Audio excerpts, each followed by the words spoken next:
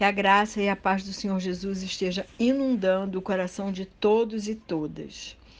Eu quero ler com vocês uma passagem que está lá em Gênesis 28, a partir do versículo 10. Eu vou ler do 10 ao 22. Diz assim a palavra de Deus: Jacó partiu de Berseba e seguiu para Harã. Quando chegou a certo lugar, ali passou a noite, porque o sol já se havia posto. Pegou uma das pedras do lugar, fez dela o seu travesseiro e deitou ali mesmo para dormir. E sonhou. Eis que estava posta na terra uma escada, cujo topo atingia o céu, e os anjos de Deus subiam e desciam por ela. E eis que o Senhor estava perto dele e lhe disse: Eu sou o Senhor, Deus de Abraão, seu pai, e Deus de Isaque. A terra que agora você está deitado, eu a darei a você e à sua descendência. A sua descendência será como pó da terra. Você se estenderá para o oeste, para o leste, para o norte e para o sul. Em você, na sua descendência, serão benditas todas as famílias da terra. Eis que eu estou com você e o guardarei por onde quer que você for. Farei com que você volte para esta terra, porque não o abandonarei até que eu cumpra aquilo que lhe prometi. Quando Jacó despertou do sono, disse: Na verdade, o Senhor está nesse lugar, e eu não o sabia. E temendo, disse: Quão temível é este lugar! É a casa de Deus, a porta dos céus. Na manhã seguinte, Jacó levantou-se de madrugada, pegou a pedra que havia usado como travesseiro e a pôs em pé como coluna, e sobre o topo dela derramou azeite, e ao lugar, cidade que antes se chamava Luz, deu o nome de Betel. Jacó fez também um voto dizendo: Se Deus for comigo e me guardar nessa jornada que empreendo e me der pão para comer e roupa para vestir, de maneira que eu volte em paz para a casa de meu pai, então o Senhor será o meu Deus, e a pedra que pus como coluna será a casa de Deus, e de tudo que me concederes, certamente te darei o dízimo. Que Deus abençoe a leitura da sua palavra. Depois que Isaac despede e abençoa seu filho Jacó, ele segue sozinho sua jornada e pela primeira vez tem sua experiência com Deus. Daquele momento em diante, Deus não seria o Deus de Abraão e o Deus de Isaac, né? Seu avô e seu pai. Seria o seu Deus. Uma vez ouvi que Deus não tem netos, ele tem filhos. E é verdade. Não é porque me tornei filha de Deus pela minha fé em Jesus que minhas filhas serão filhas de Deus. Cada pessoa tem que buscar a sua própria experiência com Deus. E chegou o momento de Jacó. Jacó fez a viagem de Berseba até Luz, cerca de 12 milhas ao norte de Jerusalém, onde passou a noite. Betel ficava ali perto. De noite recebeu em sonhos uma visão especial da parte de Deus. Sonhou com anjos subindo e descendo uma escada que ia da terra ao céu. Reconheceu que naquele lugar Deus estava ao seu lado, prometendo-lhe orientação pela vida fora e um futuro grandioso. Deus disse: Eis que estou contigo e te guardarei e te farei voltar a esta terra, porque não te desampararei. Que mensagem linda! Foi tão forte e profunda essa experiência que fez com que Jacó exclamasse: O Senhor está nesse lugar. Ele ficou profundamente emocionado e impactado. Talvez pela primeira vez em sua vida, Jacó tenha tomado consciência da presença de Deus ao seu lado. A voz, as palavras de esperança, a presença real de El Shaddai, que significa Todo-Poderoso, levaram Jacó a adorar com amor e submissão. Ele chamou o lugar de Betel, que significa casa de Deus, pois o Senhor estava ali. Para tornar a experiência inesquecível, levantou ali uma coluna de pedras para indicar que aquele era o lugar santo, um santuário, onde seria sempre possível desfrutar da íntima comunhão com Deus. Espiritualmente, ainda tinha um longo caminho a percorrer, mas neste seu encontro com Deus, já experimentou do seu amor, da sua proteção e da sua promessa.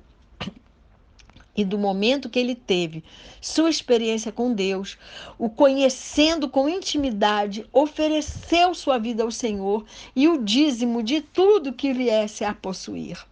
O Senhor não era mais o Deus do seu avô e o Deus do seu pai, agora ele era o seu Deus. O Senhor era o Deus de Jacó. E Jacó então fez um voto: se Deus continuasse ao seu lado e o guardasse em sua viagem, se o sustentasse e o trouxesse de volta novamente, ele cumpriria a sua parte no voto. A pedra que erigiu seria um lembrete permanente, um memorial mesmo, do voto que fizera. Deus afirma a Jacó que sua graça o tinha alcançado e por isso nunca iria abandoná-lo e que cumpriria sua promessa. Deus sempre cumpre suas promessas ao seu povo. A escada com a qual Jacó sonhou fornece uma ponte, um caminho entre a terra e o céu, revelando que Deus ainda está empenhado em fazer da terra sua morada. Enquanto o ser humano quer subir ao céu, como mostra lá Gênesis 1, na história da Torre de Babel, Deus está interessado em fazer da terra a sua cidade, o seu templo, a sua morada. Em João 1,51, Jesus se identifica com a escada que liga o céu à terra. Mas vamos ler desde o versículo 45, onde Natanael também tem uma experiência com Deus. Diz assim, João 1, a partir do versículo 45. Filipe encontrou Natanael e lhe disse: achamos aquele de quem Moisés escreveu na lei e a quem se referiam os profetas, Jesus, o Nazareno, filho de José. Então Natanael perguntou: de Nazaré pode sair alguma coisa boa? Filipe respondeu: venha ver. Jesus viu Natanael se aproximar e disse a respeito dele: eis um verdadeiro israelita, em quem não existe fingimento algum. Natanael perguntou a Jesus: de onde o Senhor me conhece? Jesus respondeu: antes de Filipe chamá-lo, eu já tinha visto você debaixo da figueira. Então Natanael exclamou: mestre, o Senhor é o Filho de Deus. O Senhor é o Rei de Israel. Ao que Jesus lhe respondeu: você crê porque eu disse que tinha visto você debaixo da figueira?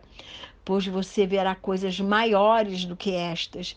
E acrescentou: em verdade lhes digo que vocês verão o céu aberto e os anjos de Deus subindo e descendo sobre o Filho do Homem.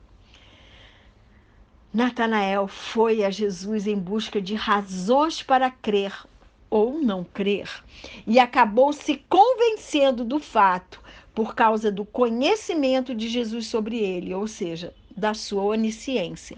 Jesus também manifestou sua onipresença a Natanael quando o viu debaixo de uma figueira sem que estivesse corporalmente lá. E este fato revelou a Natanael que Jesus era o rei que os judeus tanto esperavam. Era o Messias que os judeus aguardavam com tanta expectativa. E o versículo 51 é uma referência à visão de Jacó da escada que subia até os céus e os anjos de Deus subiam e desciam por ela. O testemunho de Jesus, o Cristo, o Messias esperado, é a realidade para a qual aponta a escada. Jesus aqui é descrito como a ponte, a escada, que religa o céu e a terra, restaurando o relacionamento com Deus, que foi interrompido no Éden quando Adão e Eva pecaram, sendo banidos da sua santa presença.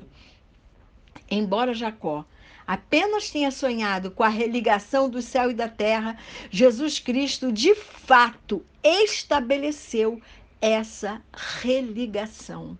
Filho do homem é uma autodesignação de Jesus que transmite não apenas a sua humanidade, mas também o seu papel messiânico. Jesus, o Filho do homem, indica o mistério de Deus, onde seu filho Jesus foi 100% homem e 100% Deus. Em Isaías 59:2, a Bíblia nos conta que o pecado faz separação entre nós e Deus. Por isso, nosso Pai Celeste providenciou a ponte, a escada, para que através de Jesus e de seu sangue derramado naquela cruz, pudéssemos ter acesso livre ao nosso Pai. Jesus é a escada que nos religa a Deus. Jesus é a ponte que nos religa e nos reconcilia com o nosso Pai. Jesus, em João 14,6, ele diz isso: eu sou o caminho, a verdade e a vida, e ninguém vem ao Pai se não for por mim. Jesus é o único caminho que nos leva ao Pai. A solução de Deus para os nossos pecados foi Jesus e seu sangue derramado em nosso favor para nos justificar, nos lavar e nos purificar. E esse sangue derramado nos traz perdão, libertação, restauração e transformação. Jesus é e sempre será nosso meio de acesso a Deus Pai. Um acesso muito maior do que a escada celestial na qual anjos se movimentaram entre Deus e Jacó. Mas os anjos de Deus continuam descendo e subindo a escada que vai da terra ao céu, levando nossas orações como incenso suave a Deus, se orarmos ao Pai em nome do seu Filho Jesus. Os anjos de Deus continuam na vida daquele que aceitou Jesus como Senhor e Salvador, para nos proteger e nos amparar. No Salmo 34, do versículo 7 ao 9, diz assim: o anjo do Senhor acampa-se ao redor dos que o temem e os livra. Provem e vejam que o Senhor é bom. Bem-aventurado é aquele que nele se refugia. Temam ao Senhor, pois nada falta aos que o temem. O segredo é buscar a cada dia ter novas e profundas experiências com Deus. O segredo é convidar Jesus para morar em nossos corações todos os dias e permitir que Ele nos transforme, nos restaure, nos cure e nos salve. O segredo é temer a Deus e se refugiar nele. Minha oração por mim e por você é que possamos em todo tempo buscar novas experiências e profundas experiências com o nosso Deus. Minha oração por mim e por você é que ao temermos a Deus, possamos nos permitir sermos transformados, curados e restaurados por Ele. Minha oração por mim e por você é que pela fé possamos, como Jacó, também ver essa escada que nos religa ao nosso Deus Pai. E que o Senhor nos abençoe e nos guarde, que Ele faça resplandecer o seu rosto sobre nós e que Ele tenha misericórdia de nós. Que sobre nós o Senhor levante o seu rosto e nos dê a paz.